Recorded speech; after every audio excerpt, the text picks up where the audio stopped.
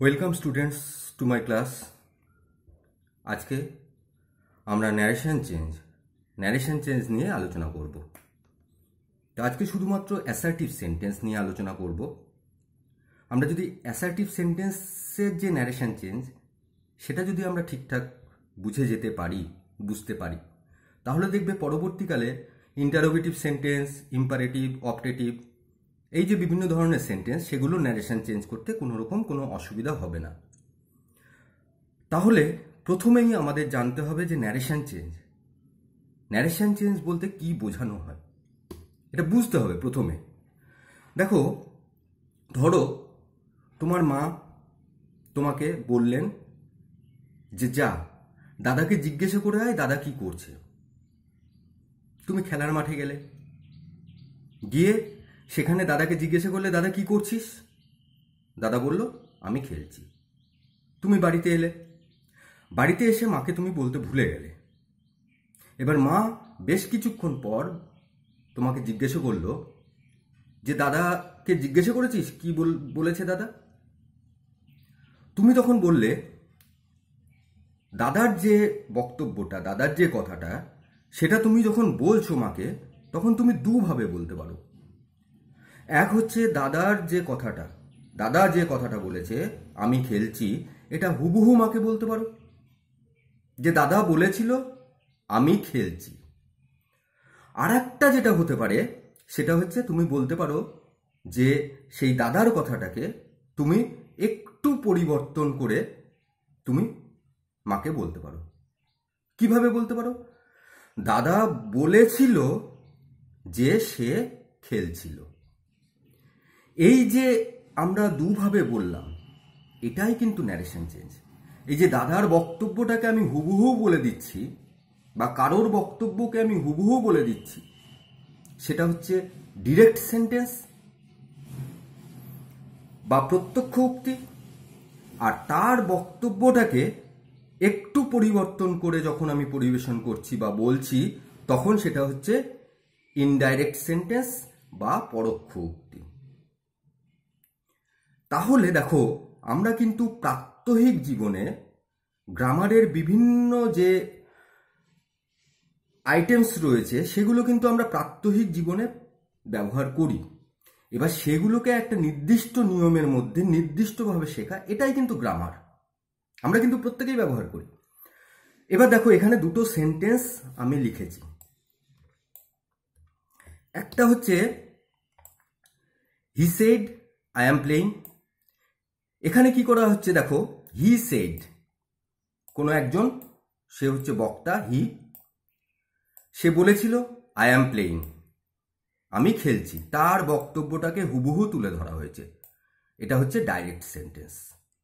আর এখানে দেখো he said that he was playing, একই অর্থ কিন্তু তার বক্তব্যটাকে হুবহু তুলে ধরা হয়নি এখানে, এটা হচ্ছে ইনডাইরেক্ট সেন্টেন্স।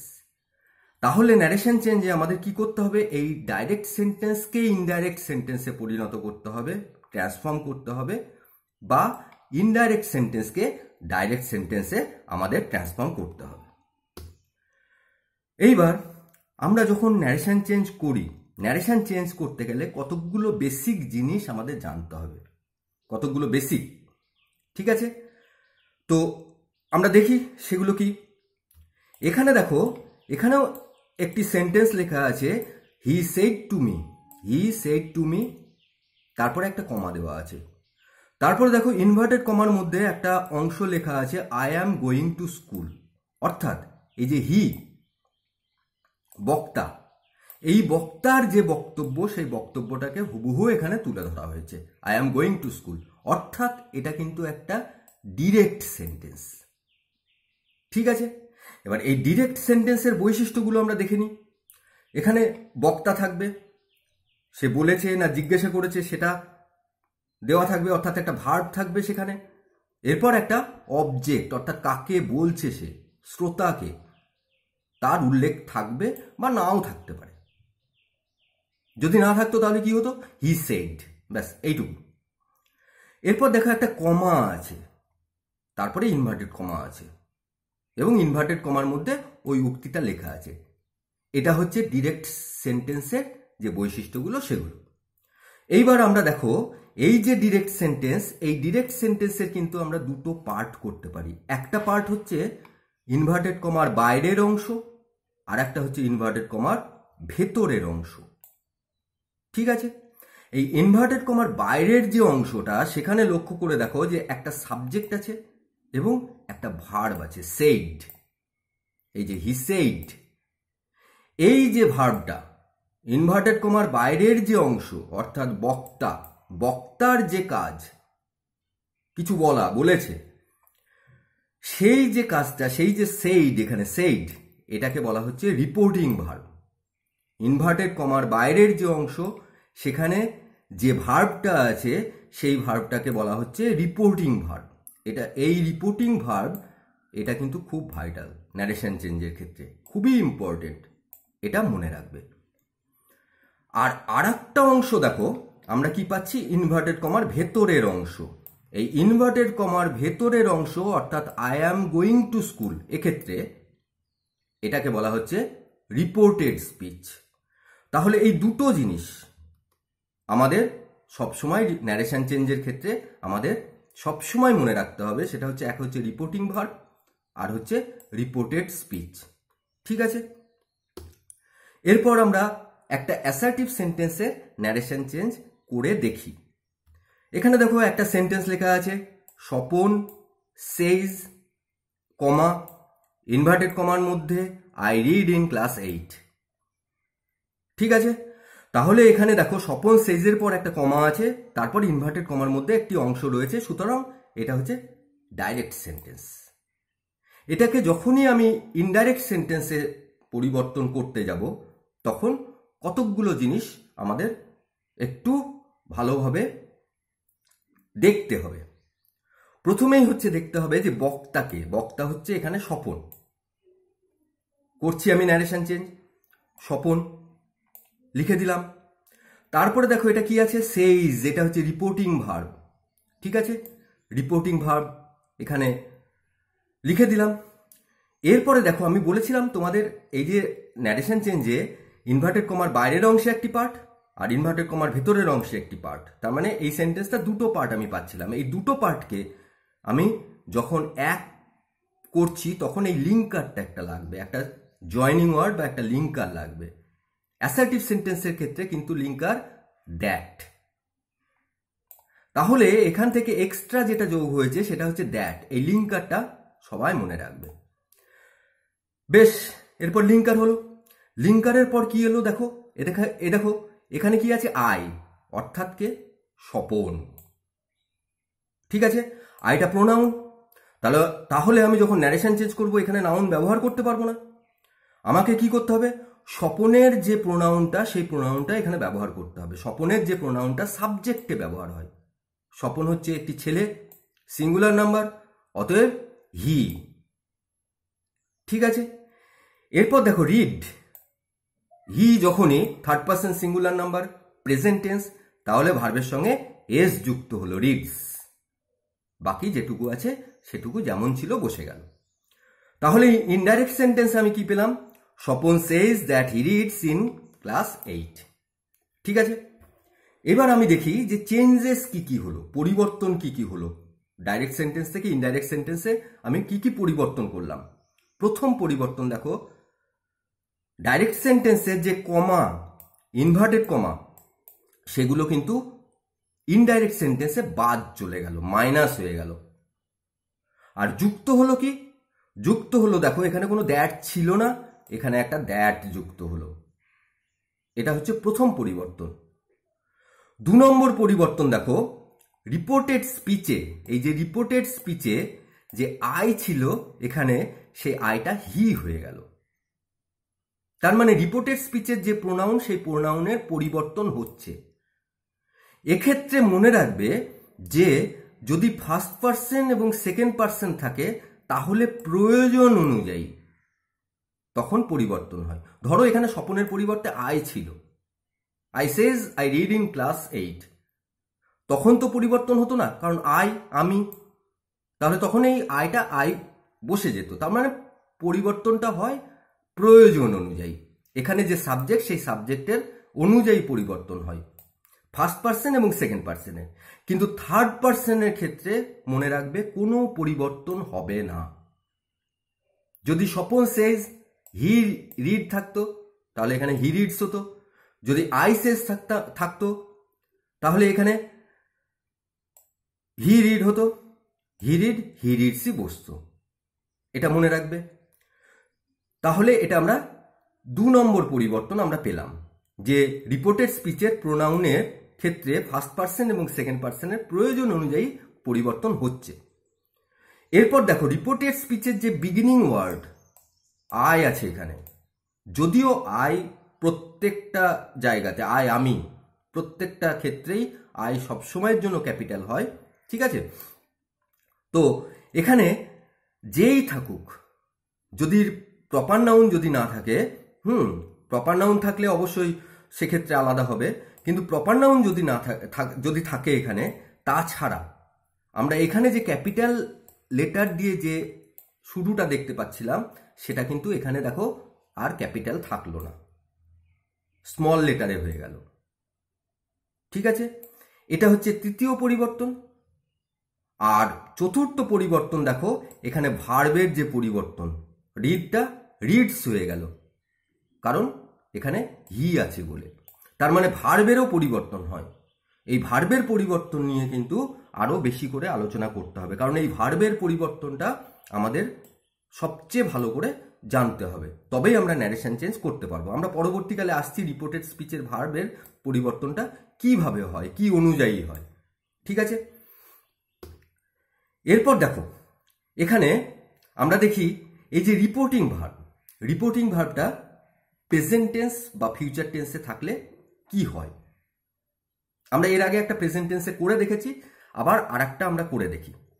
এখানে দেখো ডাইরেক্ট সেন্টেন্সে আমি একটি সেন্টেন্স লিখেছি, Ram says I am busy, ঠিক আছে। এখানে রিপোর্টিং ভার্ব কোনটা? সেজ। আর রিপোর্টেড স্পিচের ভার্ব কোনটা? অ্যাম। তাহলে ইনডাইরেক্ট সেন্টেন্সে এই সেন্টেন্সটার পরিবর্তন কি করে হলো? রাম লিখলাম, সেজ রিপোর্টিং ভার্ব লিখলাম। আমরা দেখেছি এর আগে যে একটা দ্যাট লিঙ্কার আসে, এই দ্যাট লিঙ্কার লিখলাম, আই অর্থাৎ রাম প্রোনাউন, অতএব হি বসলো। এরপর দেখো অ্যামটা ইজ হয়ে গেল, যেহেতু এখানে হি আছে, এখানে আই ছিল সেহেতু অ্যাম, এখানে হি ছিল সেহেতু ইজ। এখানে ভার্বের পরিবর্তন হলো ঠিকই, কিন্তু ভার্বের টেন্সের কোনো পরিবর্তন হলো না। অ্যামটাও প্রেজেন্ট টেন্স, ইজটাও প্রেজেন্ট টেন্স। তার মানে রিপোর্টিং ভার্ব যদি প্রেজেন্ট টেন্সে থাকে তাহলে রিপোর্টেড স্পিচের যে ভার্ব অর্থাৎ এখানে অ্যাম, সেই ভার্বের টেন্সের কোনো পরিবর্তন হচ্ছে না। এবার আমরা ফিউচার টেন্সে দেখে নেব। ফিউচার টেন্সে দেখো একটা সেন্টেন্স লেখা আছে, Ram will say I am busy. Will say reporting verb, এটা ফিউচার টেন্স, ঠিক আছে। এবার আমি ইনডাইরেক্টে দেখি কি হলো। রাম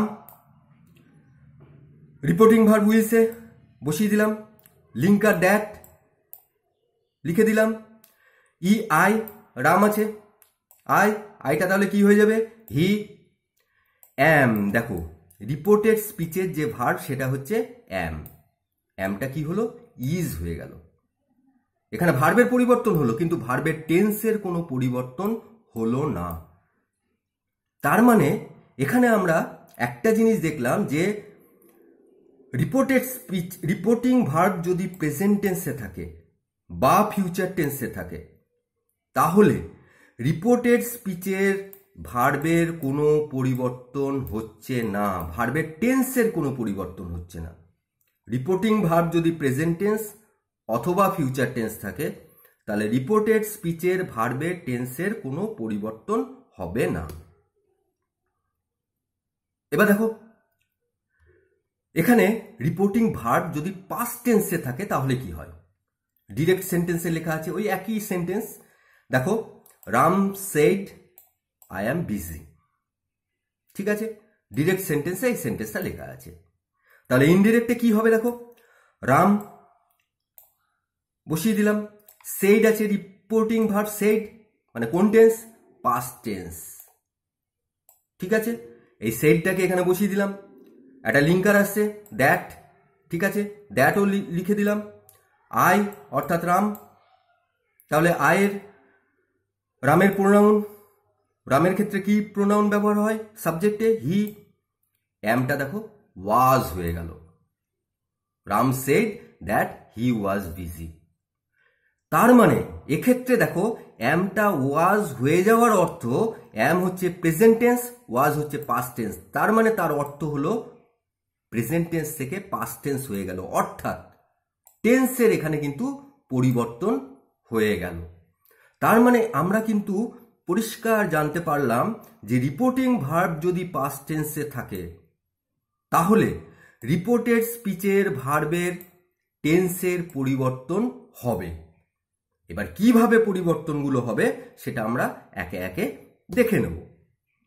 দেখো এখানে ডাইরেক্ট সেন্টেন্সে আমরা এরপর থেকে প্রত্যেকটা রিপোর্টিং ভার্ব পাস্ট টেন্স থাকলে রিপোর্টেড স্পিচে, এই যে রিপোর্টেড স্পিচের যে ভার্ব, সেই ভার্বের বিভিন্ন টেন্স আমরা দেখব যে সেটা কিভাবে পরিবর্তন হচ্ছে। ঠিক আছে, তো দেখো এখানে রিপোর্টিং ভার্ব কি আছে? সেড। রিপোর্টেড স্পিচে আই অ্যাম ইল, অ্যাম অর্থাৎ present tense, simple present tense.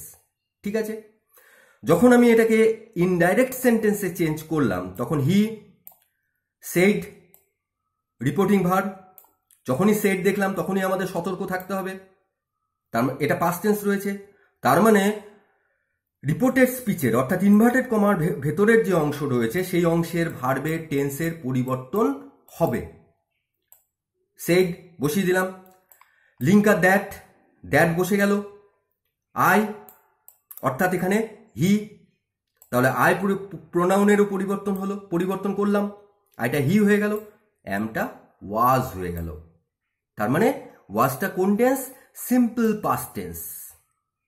তাহলে আমরা এই উদাহরণ থেকে আমরা এটুকু জানতে পারলাম যে যদি রিপোর্টিং ভার্ব পাস্ট টেন্সে থাকে এবং রিপোর্টেড স্পিচের ভার্ব যদি সিম্পল প্রেজেন্ট হয় তাহলে ইনডাইরেক্ট সেন্টেন্সে সেই রিপোর্টেড স্পিচের যে ভার্ব সিম্পল প্রেজেন্টে ছিল সে সিম্পল পাস্ট হয়ে যাবে। ঠিক আছে, নেক্সট উদাহরণ, she said I am writing a story. আবার দেখো রিপোর্টিং ভার্ব পাস্ট টেন্সে আছে, এখানে ইনভার্টেড কমার ভেতরের অংশ অর্থাৎ রিপোর্টেড স্পিচের অংশ দেখো কি আছে? ভার্ব অ্যাম রাইটিং অর্থাৎ present continuous tense. Narration change করি আমরা, শি ঠিক আছে লিখে দিলাম, সেড লিখে দিলাম, লিঙ্কার দ্যাট, দ্যাটের পর আই আছে অর্থাৎ শি, এখানে শি বসে গেল, এরপর দেখো অ্যাম রাইটিংটা কি হয়ে গেল? ওয়াজ রাইটিং, অর্থাৎ প্রেজেন্ট কন্টিনিউয়াসটা হয়ে গেল পাস্ট কন্টিনিউয়াস। তাহলে এই এক্সাম্পল থেকে আমরা কিন্তু জানতে পারলাম যে যদি ডাইরেক্ট সেন্টেন্সে রিপোর্টিং ভার্ব পাস্ট টেন্স থাকে এবং রিপোর্টেড স্পিচের ভার্ব যদি প্রেজেন্ট কন্টিনিউয়াস থাকে তাহলে ইনডাইরেক্ট সেন্টেন্সে ওই রিপোর্টেড স্পিচের প্রেজেন্ট কন্টিনিউয়াস যে ভার্ব সেটা পাস্ট কন্টিনিউয়াস হয়ে যাবে। নেক্সট চলে এসো ডাইরেক্ট সেন্টেন্স। ডাইরেক্ট সেন্টেন্সে আমি কি লিখলাম? এখানে he said I have done it. এখানেও দেখো রিপোর্টিং ভার্ব হচ্ছে পাস্ট টেন্স। এবার দেখি রিপোর্টেড স্পিচের ভার্বটা কোন টেন্স? হ্যাভ ডান অর্থাৎ প্রেজেন্ট পারফেক্ট টেন্স। ঠিক আছে, আমি ন্যারেশন চেঞ্জ করি, প্রথমে হি, তারপরে সেড, তারপরে দ্যাট, দ্যাটের পরে সাবজেক্ট, ইনভার্টেড কমার ভেতরের অংশের যে সাবজেক্ট রয়েছে সেই সাবজেক্ট বসবে। আই বলতে এখানে কে? বক্তা, হি, তাহলে হি বসিয়ে দিলাম আমি। এরপর দেখো এই যে হ্যাভ ডান ছিল সেটা গিয়ে এখানে ইনডাইরেক্ট সেন্টেন্সে হ্যাড ডান হয়ে গেল, টেন্সের পরিবর্তন হলো কারণ রিপোর্টিং ভার্ব পাস্ট টেন্সে আছে। তাহলে এই এক্সাম্পল থেকে আমরা জানতে পারলাম যে যদি রিপোর্টিং ভার্ব পাস্ট টেন্স থাকে তাহলে রিপোর্টেড স্পিচের ভার্ব যদি প্রেজেন্ট পারফেক্ট হয় তাহলে ইনডাইরেক্ট সেন্টেন্সে সেই রিপোর্টেড স্পিচের সেই ভার্বটি পাস্ট পারফেক্ট হয়ে যাবে। ঠিক আছে, আরেকটি উদাহরণে এসো। হি said I have been doing the work. এখানেও দেখো রিপোর্টিং ভার্ব, সেটা পাস্ট টেন্স। আর রিপোর্টেড স্পিচ সেখানে ভার্ব কি আছে? হ্যাভ বিন ডুইং, অর্থাৎ প্রেজেন্ট পারফেক্ট কন্টিনিউয়াস। ঠিক আছে, ন্যারেশন চেঞ্জ করি।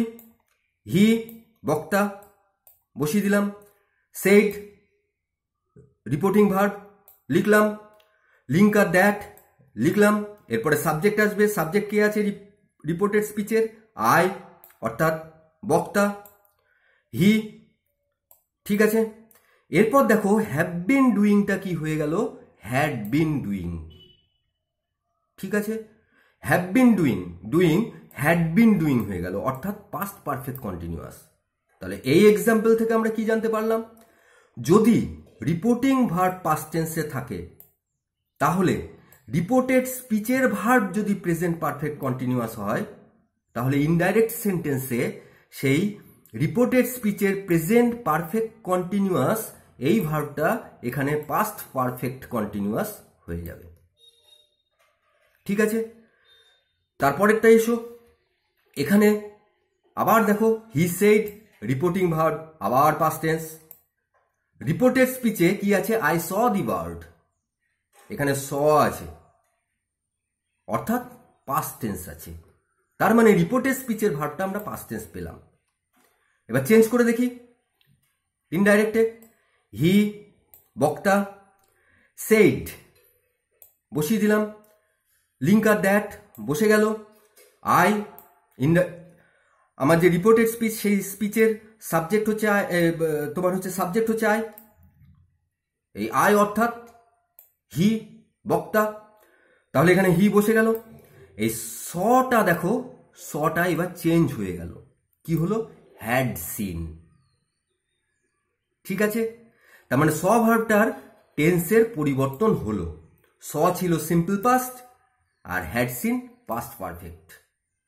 তাহলে এই এক্সাম্পল থেকে আমরা জানতে পারলাম, যদি কোনো সেন্টেন্সের রিপোর্টিং ভার্ব, কোনো ডাইরেক্ট সেন্টেন্সের রিপোর্টিং ভার্ব যদি পাস্ট টেন্স থাকে, তাহলে এবং রিপোর্টেড স্পিচের যে ভার্ব, সে ভার্ব যদি present tense, simple present tense থাকে, তাহলে ইনডাইরেক্ট সেন্টেন্সে ওই রিপোর্টেড স্পিচের যে সিম্পল প্রেজেন্ট যে ভার্বটা আছে সেটা পাস্ট পারফেক্ট হয়ে যাবে।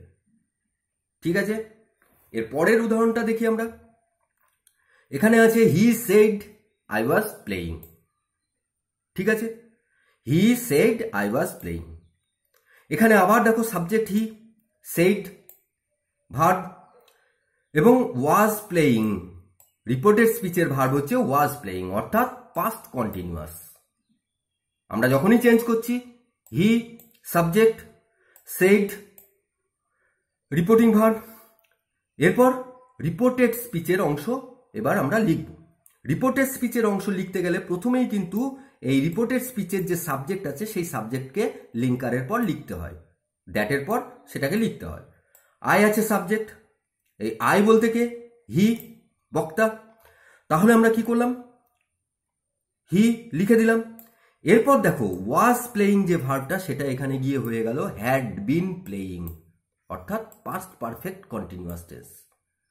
তার মানে এই উদাহরণ থেকে আমরা জানতে পারলাম যে যদি রিপোর্টিং ভার্ব পাস্ট টেন্সে থাকে এবং রিপোর্টেড স্পিচের ভার্ব যদি পাস্ট কন্টিনিউয়াস হয়, তাহলে ইনডাইরেক্ট সেন্টেন্সে এই রিপোর্টেড স্পিচের যে পাস্ট কন্টিনিউয়াস যে ভার্বটা, সেই ভার্বটা তখন পাস্ট পারফেক্ট কন্টিনিউয়াস হয়ে যাবে।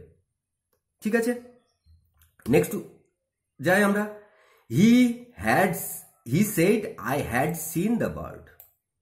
ঠিক আছে, এখানে দেখো আবার রিপোর্টিং ভার্ব পাস্ট টেন্স এবং রিপোর্টেড স্পিচের যে ভার্বটা রয়েছে সেটা হচ্ছে পাস্ট পারফেক্ট। ঠিক আছে, আমরা যখন চেঞ্জ করছি তখন কি করছি?